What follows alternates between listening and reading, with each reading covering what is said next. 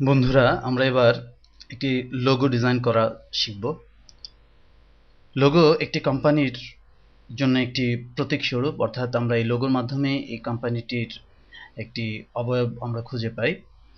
ফলে লোগো যে কোনো কোম্পানির জন্য একটি গুরুত্বপূর্ণ বিষয়। লোগো ডিজাইনের ক্ষেত্রে কিছু কমন ফ্যাক্ট আমাদের মাথায় রাখতে হবে। তার মধ্যে প্রথমত সেটি হচ্ছে এই লোগো যেন এই কোম্পানিটিকে এক্সপ্রেস করে, অর্থাৎ লোগোর ডিজাইন, লোগোতে ব্যবহৃত টেক্সট বা অক্ষর, এতে ব্যবহৃত শেপ ইত্যাদি বিভিন্ন কিছু যেন কোম্পানির যে প্রাসঙ্গিক যে বিষয়বস্তু আছে সেটিকে এক্সপ্রেস করে। লোগো ডিজাইনের ক্ষেত্রে প্রথমত যে বিষয়টিকে গুরুত্ব দিতে হয় সেটি হচ্ছে এর ব্যবহৃত ফন্ট, কারণ এই ফন্ট একটি ইউনিকনেস প্রদান করবে ওই লোগোটিকে। এরপর এতে ব্যবহৃত যে শেপ সমূহ আমরা বা ইমেজ অবজেক্ট সমূহ ব্যবহার করব সেগুলোর দিকে আমাদের লক্ষ্য রাখতে হবে। তো চলুন আমরা একটি লোগো ডিজাইন করে বিষয়টির সাথে পরিচিত হই। এই জন্য প্রথমেই আমরা একটি নতুন ডকুমেন্ট নিচ্ছি এবং আমি একে ইঞ্চি ইউনিটে পরিমাপ করছি। আমি 3 ইঞ্চি বাই 3 ইঞ্চির একটি ডাইমেনশনের ইমেজ নিচ্ছি। আমাদের লোগো অল পারপাস ইউজ হবে, অর্থাৎ কখনো এটি খুব ছোট আকারে ইউজ হবে, কখনো এটি খুব বড় আকারে ইউজ হবে।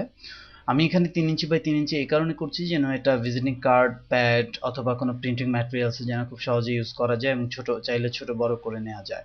তবে যদি খুব লার্জ স্কেল কনসেপ্টের জন্য লোগো ডিজাইন করতে হয় সেক্ষেত্রে এটি অবশ্যই বড় ডাইমেনশনে নেওয়াটা জরুরি। আমি এখানে রেজুলেশন 300 করছি, কালার মোড CMY কে নির্বাচন করছি। আমি ওকে বাটনে ক্লিকের মাধ্যমে আমি আমার নতুন ডকুমেন্টটি নিয়ে নিলাম। আমার যে লোগোর পার্সপেক্টিভ হবে সেটি আমার যে লোগোটা যখন ডিজাইন করব তার উপর বেস করে আমি আমার ক্যানভাসের যে অতিরিক্ত অংশ সেগুলো আমরা পরবর্তীতে ফেলে দিতে পারবো। যাই হোক, আমি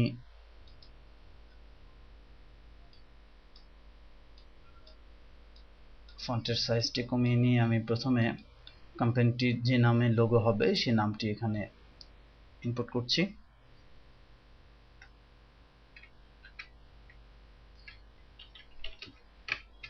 আমরা উদাহরণস্বরূপ এখানে কেবলমাত্র ডিজিটাল শব্দটি ব্যবহার করে একটি লোগো করতে চাচ্ছি, অর্থাৎ আমরা ধরে নিচ্ছি আমাদের কোম্পানির নাম হচ্ছে ডিজিটাল। এই কোম্পানিটির জন্য আমরা একটি লোগো করব।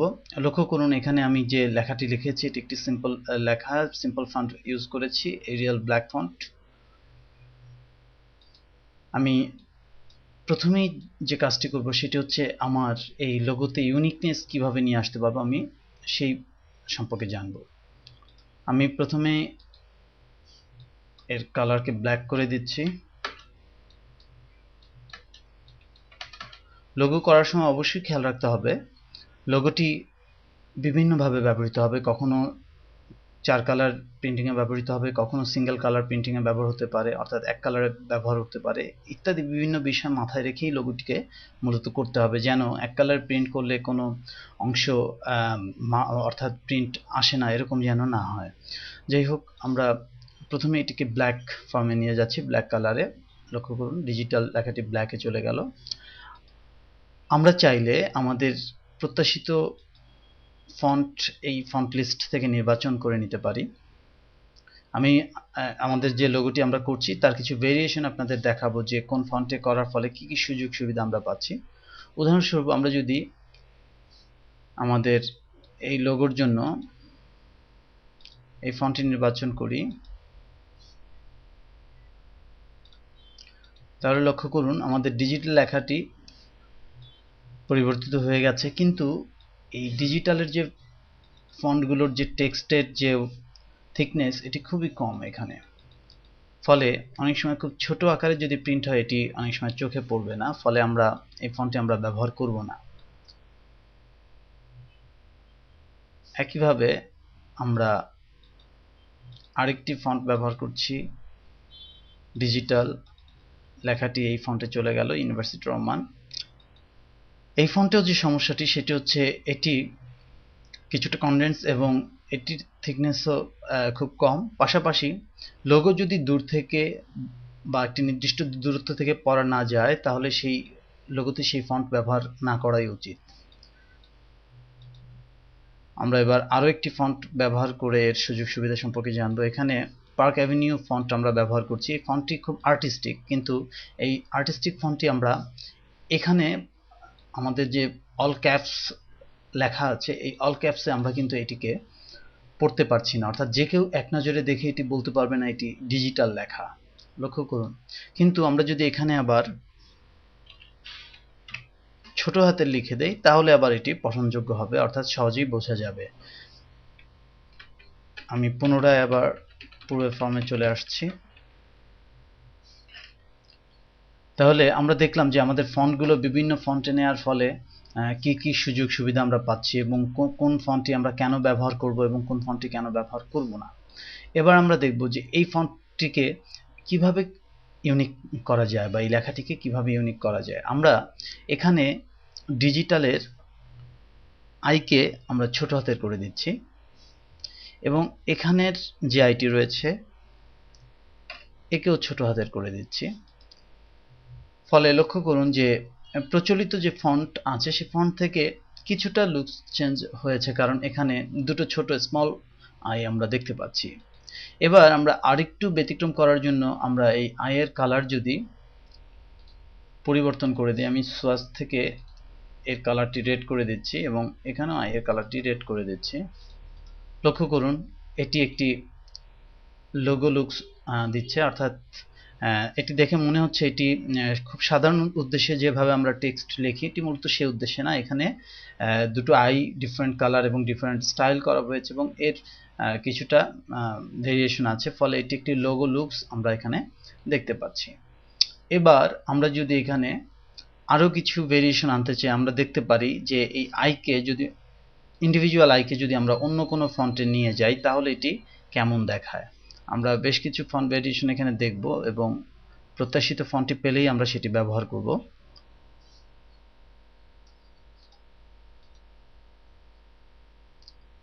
লক্ষ্য করুন এই আইটি আর্টিস্টিক, বাট এটি এর যে এরিয়া সেই এরিয়া থেকে এর এরিয়াটি একেবারেই অর্ধেক, ফলে এখানে একটি গ্যাপের সৃষ্টি হবে এবং এটি আই মিন করাটা খুব কঠিন হবে, ফলে আমরা এই ফন্টটিও ব্যবহার করছি না এখানে।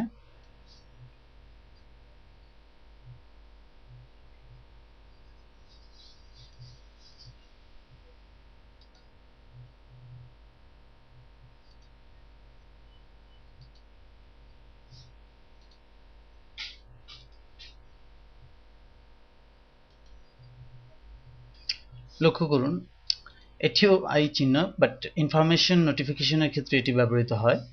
এই ধরনের ফন্ট ব্যবহার করে অনেক সময় আমরা আমাদের লোগোতে ভেরিয়েশন দিতে পারি। এই অবস্থায় আমরা এটিও ব্যবহার করব না।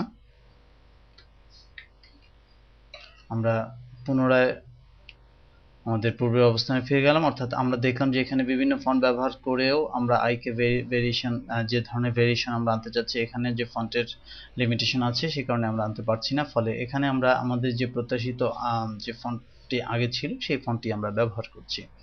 এখন এই লোগোকে আমরা যদি কিছুটা এরিয়া ডিফাইন করতে চাই লোগোর ক্ষেত্রে, সেক্ষেত্রে আমরা কিছু এখানে আমরা কাজ করব এবং এর বাইরেও আমরা এখানে কিছু ভেরিয়েশনমূলক কাজ করব। ফর এক্সাম্পল আমি এখানে এই ডিজিটাল লেখার সাথে একটা শেপ ওয়ার্কস করব, শেপের কাজ করব।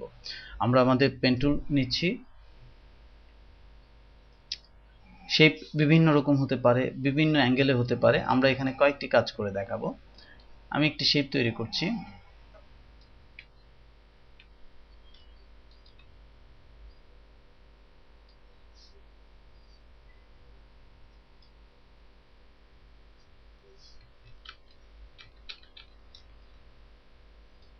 শেপটা অবশ্যই ফিল শেপ হওয়া চাই।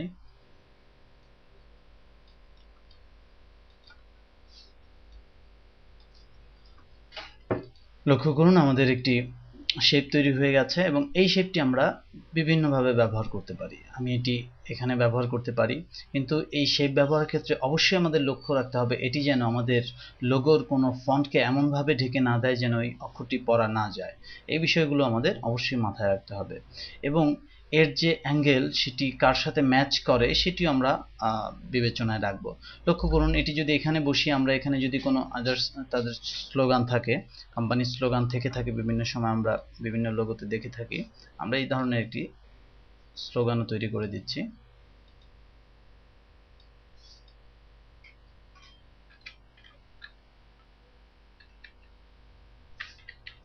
Everything digital. আমি এর ফন্ট পরিবর্তন করে দিচ্ছি, ফন্টের কালার।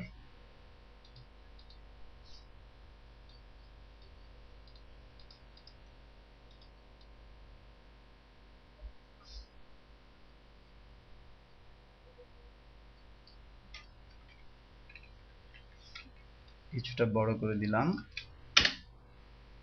লক্ষ্য করুন, এটি একটি লোগো লুক দিচ্ছে। এছাড়া আমরা যদি শেপে আরো কোনো পরিবর্তন আনতে চাই, উদাহরণস্বরূপ আমরা যদি ডিজিটালকে একটু স্পেস দিয়ে এখানে আমি শেপটিকে প্রবেশ করাই এবং আমি এখানকার পুরো ফন্টটিকে রেড করে দেই, এটিও একটি লোগো লুক দিচ্ছে আমাদের ডিজাইনে। এছাড়াও আমি আমার শেপের কালারও চেঞ্জ করতে পারি দুটো ডিভাইডেশন মিন করতে।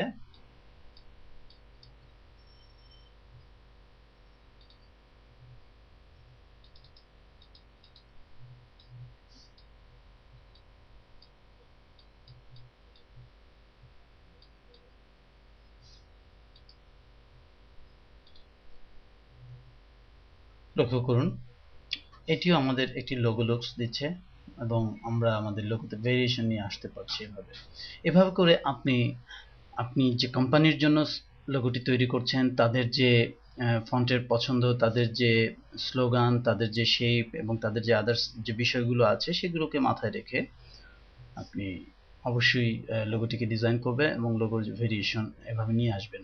তবে কয়েকটি বিষয় আমি আবারও বলছি, লোগো ডিজাইনের ক্ষেত্রে আপনার অসংখ্য ফন্ট থাকতে হবে এবং এই ফন্ট থেকে বাছাই করা কিছু ফন্ট আপনি স্পেশালি রাখবেন লোগোর জন্য। দ্বিতীয়ত, কিছু রেডিমেড শেপ আপনি যদি কালেক্ট করে নিতে পারেন সেটি সবচেয়ে ভালো হয়, অথবা আপনি তৈরি করে নিয়ে রাখলেন আপনার স্টকে, পরবর্তীতে এটি ব্যবহার করলেন। তৃতীয়ত, স্লোগানের জন্য যে ফন্টটি ব্যবহার করবেন সেটি স্মার্ট ফন্ট হতে হবে, কারণ এই ফন্টটি যত ছোটই হোক এটা যেন পঠনযোগ্য হয়। আর তৃতীয়ত, লোগোতে কোনো রাস্টার ইমেজ ব্যবহার না করাই ভালো। আমরা চাইলে এখানে লোগোতে কোনো একটি কম্পিউটারের ছবি বা ডিজিটাল কোনো প্রোডাক্টের ছবি আমরা দিতে পারতাম, কিন্তু এই যে লোগোটি আছে আমরা এটিকে যেহেতু এখন ভেক্টর ফর্মে আছে, যে কোনো আকারে আমরা নিতে পারবো এবং যত বড় খুশি তত বড় করতে পারবো। কিন্তু যদি কোনো একটি ফিক্সড ইমেজ আমরা ব্যবহার করি সেটি ডিস্টর্ট হতে পারে যদি আমরা অনেক বড় করি।